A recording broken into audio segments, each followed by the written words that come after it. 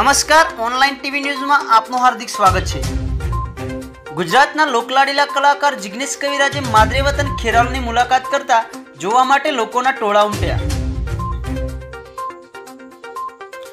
Film અભિનેતા અને ગુજરાતના ચાહકોના લોકપ્રિય કલાકાર જિગ્નેશ કવિરાજે ખેરાલુમાં ચાલતા પંચમુખી હનુમાનજી મંદિર ખાતે દર્શનાર્થે પોતાના મોટાભાઈ વિશાલ કવિરાજ અને પરિવાર સાથે આવતા લોકોના જોવા માટે ટોળે ટોળા એકત્રિત થયા હતા। રસ્તામાં આવતા જતા લોકોએ પોતાના મનગમતા કલાકાર જિગ્નેશ કવિરાજ સાથે સેલ્ફીની મજા પણ લીધી હતી।